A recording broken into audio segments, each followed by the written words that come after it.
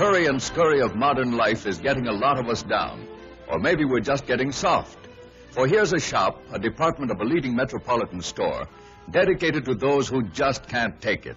It's a sleep and comfort shop, and it's exclusively devoted to people looking for comfort, relaxation, and sleep. This happy couple, for instance, have a real problem, because the wife sinks out of sight on a soft mattress, and hubby there floats like a cork on any other kind. Well, here's the sleep shop's answer. A mattress with one side soft and the other side hard. And appropriately enough, it's called the Jack Sprat mattress. Here's another victim of the modern age. This chap's a confirmed pillow puncher. Worn to a frazzle by the day's problems, he battles it out with the pillow all night long. He's been fighting his pillow for years, and so far he's lost every round.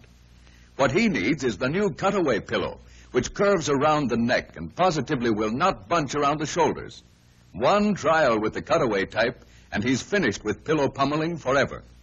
The Sleep Shop offers all these devices for one purpose, to make you more comfortable and relaxed, so it will be easier to sleep. Well, that takes care of our nightlife, but what about our waking hours? Science must have some answer to a problem as important as this. Suppose we pay a visit to the laboratory of a famous psychologist and see if he can give us the answer. Dr. Laird, you're recognized everywhere as an authority on relaxation. Well, how can people relax under the tension of modern life? What's the cause of this tension anyway? And what can we do about it? There are several causes of tension.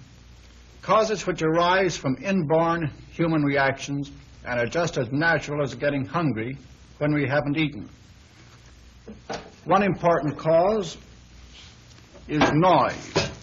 Even the expectation of noise is sufficient to build up considerable tension.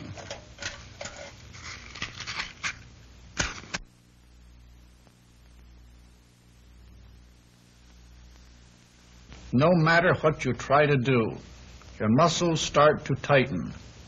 And if you try to relax, the very attempt results in tension-building effort.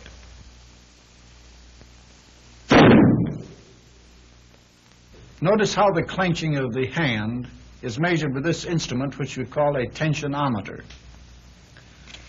Now, another cause of tension is the fear of falling, of loss of bodily support. In the laboratory, it's measured this way. Well, Dr. Laird, that's really tension. It looks as though she's broken the machine.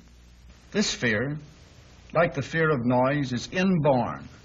Even newly born babies show it. And anyone who has visited an amusement park can surely recognize it in grown-ups.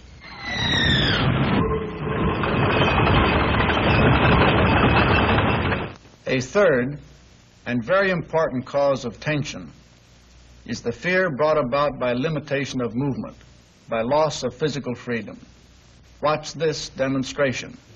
The moment your arms are prevented from moving, an inborn fear reaction causes your muscles to tense.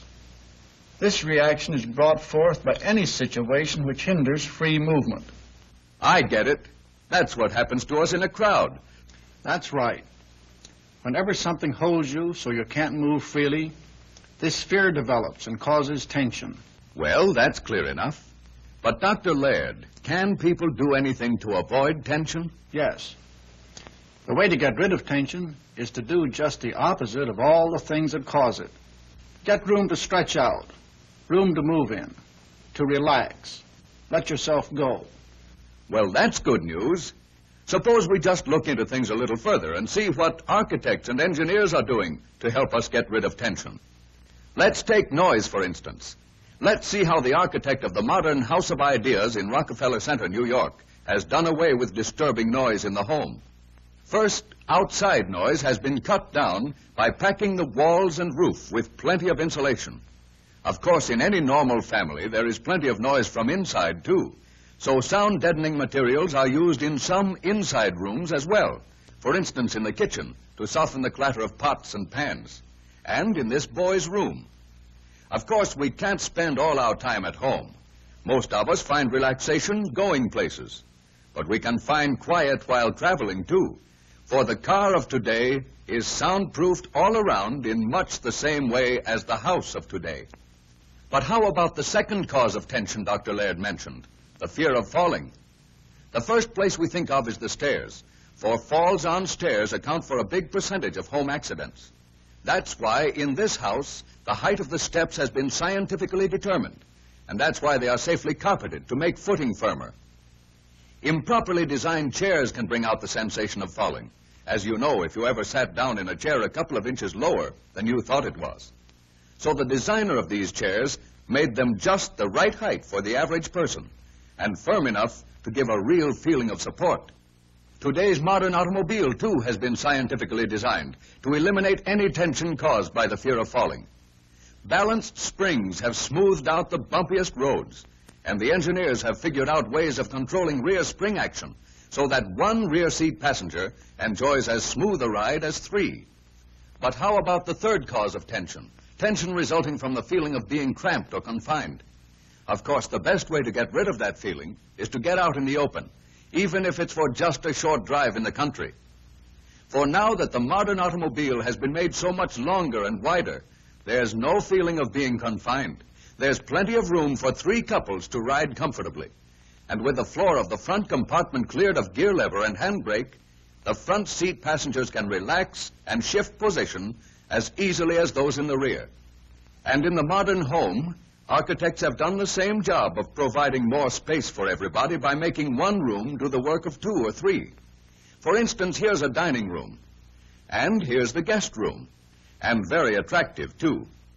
But most families seldom use the guest room, and the dining room is used for only a short time each day. Instead of letting all this usable space go to waste, wouldn't it be nice if the two rooms could be combined into one big recreation room? Well, they can, and in a jiffy. How's that for roominess?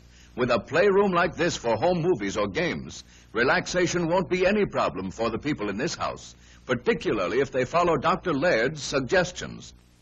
So remember these simple rules to keep relaxed. Get rid of those leftover tensions in the muscles of the face and head. We have to exert ourselves at the start to get started on the habit of relaxing. Concentrate on the forehead now. We can feel the tension there. Now exert yourself to relax it. More. Still more. Look far away. Keep relaxing. Stay away from noisy places. And value the ability to make your mind a blank. Do these things to untense, and we will approach each day with a better outlook, poised, relaxed. That's the way to let yourself go and have a better time going.